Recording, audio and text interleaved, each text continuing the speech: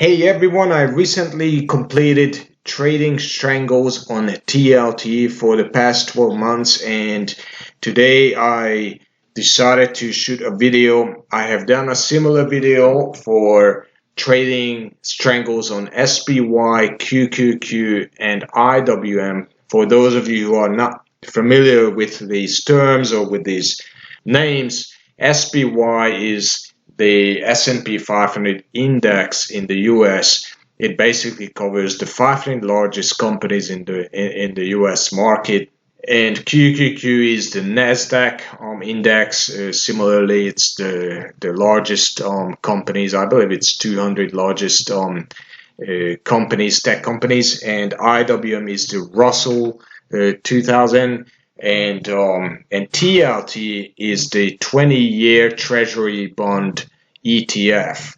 TLT is very different from the other three in the sense that this is a bond-related ETF, and it obviously behaves quite differently from the other ETFs and the rest of the market.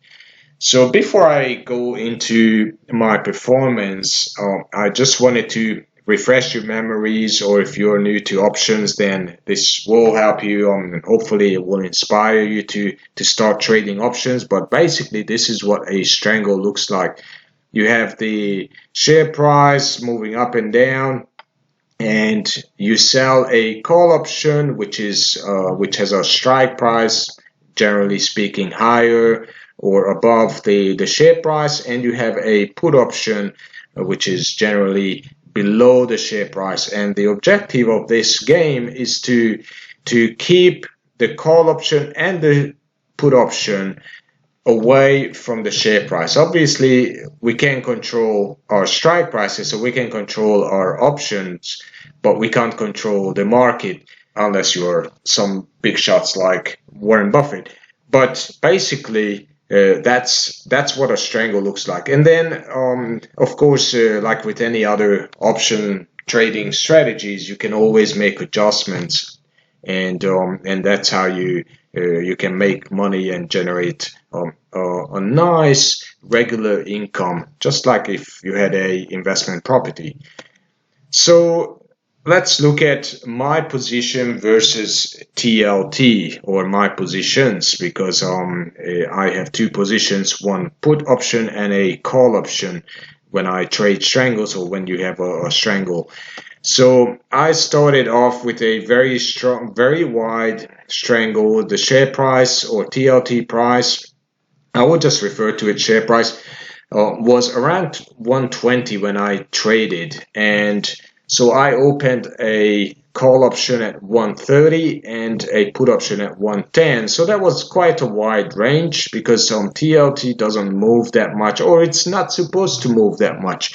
But that certainly hasn't been the case. As you can see in the first, as soon as I opened my strangle, the share price went from 120 all the way down to almost touching 100. So that's a massive drop in a very short period of time, basically in 2 months. So what I did, and this was a mistake that I made, instead of keeping my call option and just rolling it down, following pretty much the share price, and collect additional premium on the go, I will talk about this later. I decided to close my call option because I was expecting the price to bounce back after dropping from 120 to 110. I was expecting it to bounce back, but that obviously didn't happen. So that actually backfired. So what I did is, I was still hopeful that the share price is going to bounce back after it reached 100, but it just kept going down and almost touched 90. So from 120 to 90 within 3 months, that's a massive drop. And so I decided that, okay, it's time to reestablish my strangle, and I opened my call option under my put option. As you can see, the red line in here, that's under my blue line, and that is because the share price was well under my put price, and that's no good. that means you're losing money. And I was certainly in negative with this trade. So I opened my call option to collect under my put strike to collect additional premium. And what happened is there was a little bit of a bounce back, as you can see. And over here on the upper side of this chart, you can see the dates when I rolled to the following month. So that's what I said. Each of these little steps in here, they're basically adjustments. So if you look at the first red line, that was my call option, and then it ended because it expired. And same with the put option. Once it expired or was very close to expiration, then I rolled down and I rolled out 1 month, and that allowed me to collect additional premium.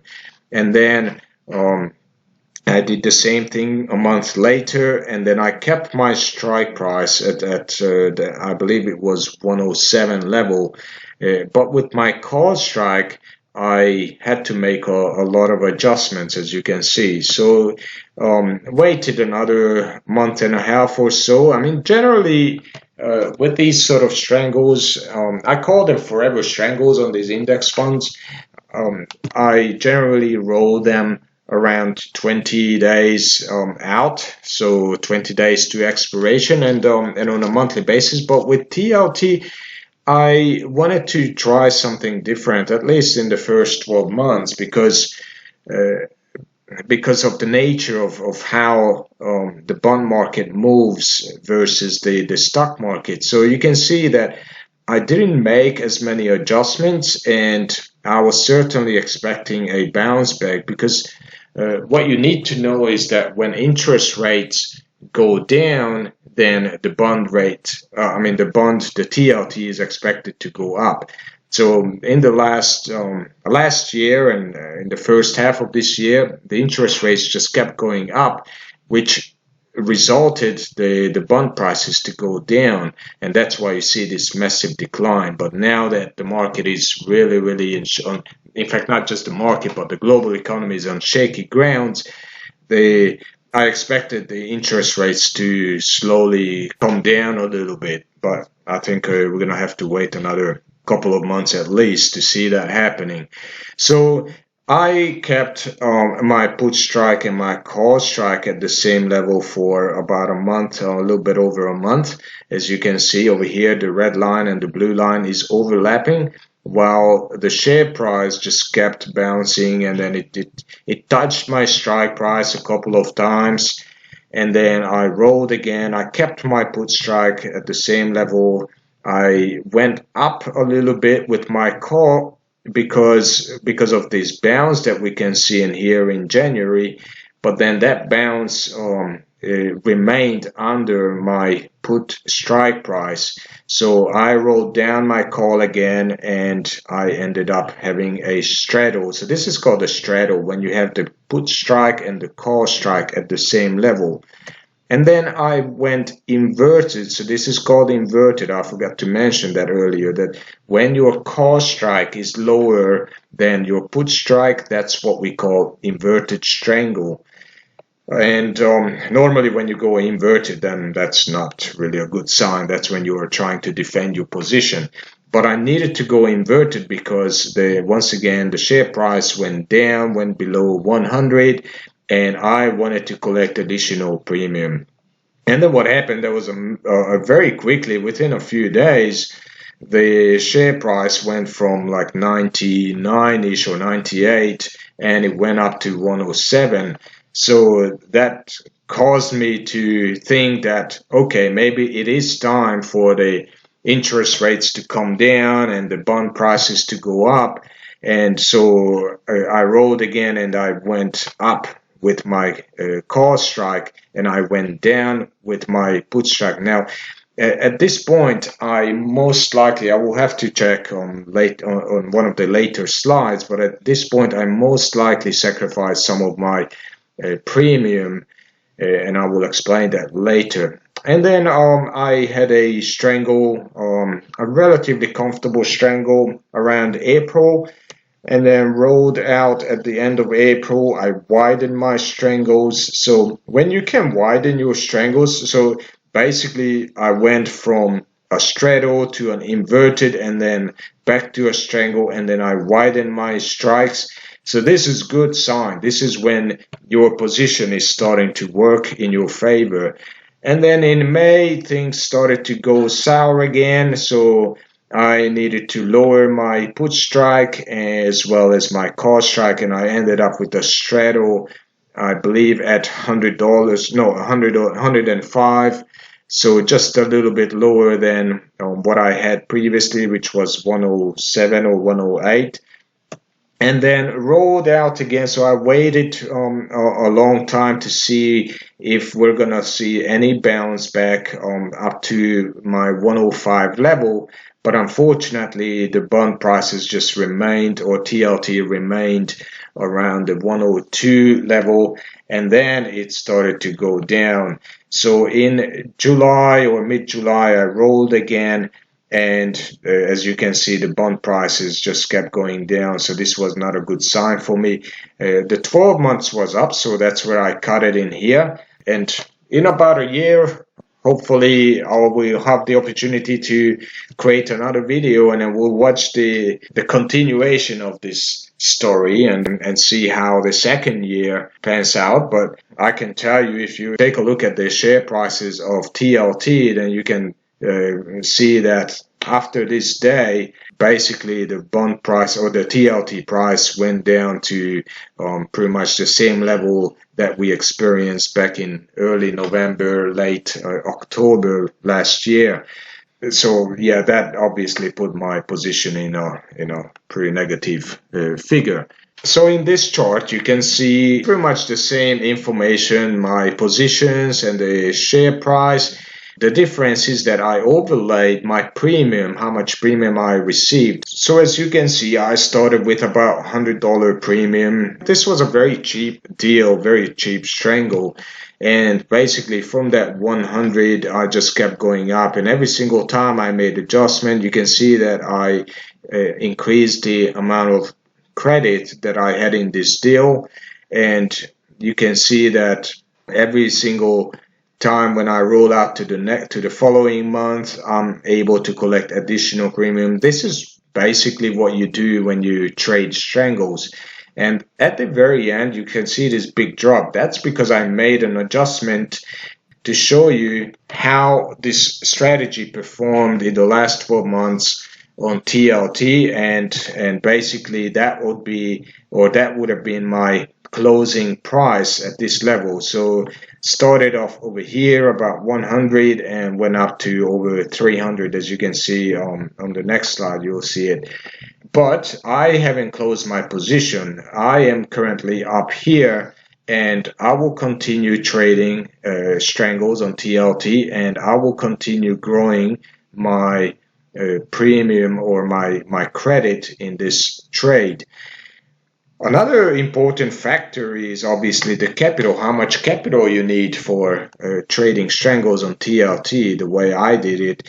And you can see over here that obviously it fluctuates. You know, the more tested your position is, the more the more capital you need to put up for this trade. And the good news is that I only needed about 2,200. I haven't actually reached 2,200 as my capital requirement. So this is a very cheap or relatively cheap position to hold. So if you have a small account, let's say under 5,000, and then you can certainly try your luck with trading strangles on TLT. It's a very, I would say it's quite a stable strategy. And because you're talking about the 20-year Treasury bond ETF, so you're not talking about a share price that can fluctuate quite wildly.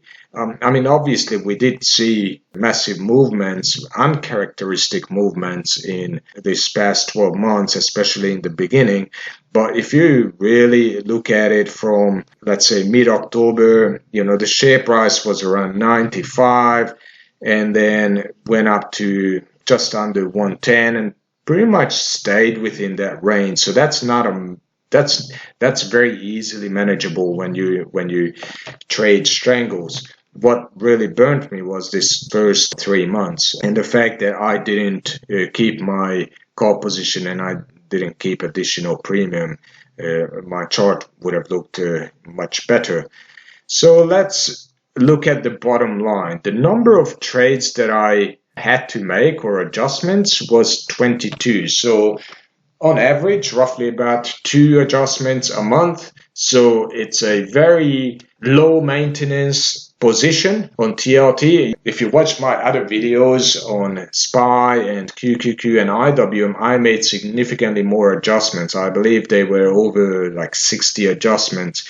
And the profit that I generated was $334. So if you look at the average capital, that would have equated to 16.5% ROI. But if we look at the maximum capital that I needed to put up for this, then it's still nice, sitting at 15%, just over 15%. And you always want to compare your results to the overall market. So SPY represents the overall market, and the overall market during this period went up by just under 12%. So this strategy outperformed the overall market by a little bit. QQQ, which is another ETF that I like to compare myself against, produced much better results than my strangle on TLT, but I'll show you in a moment why that happened.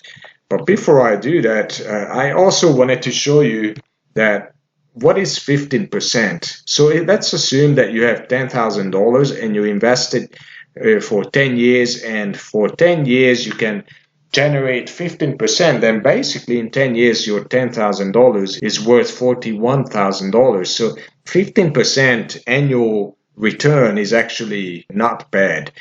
So let's take a look at QQQ. As I mentioned, this ETF had an absolutely epic run because of the AI craze that we have seen over the last 12 months or so, or actually last maybe 8 months. You can see that from the beginning of 2023, we went up 47%, or QQQ went up 47%. That's a tremendous growth, and that is obviously the reason why QQQ went up 21.8% over the last 12 months. Like I mentioned in the beginning, I made a mistake and I closed my call position hoping for about 3 months, hoping that the price is going to bounce back, which didn't happen. And as a result, I had some opportunity cost. Now I looked at the option prices, and my assumption is that I easily could have generated an extra $100 profit if I kept my call position.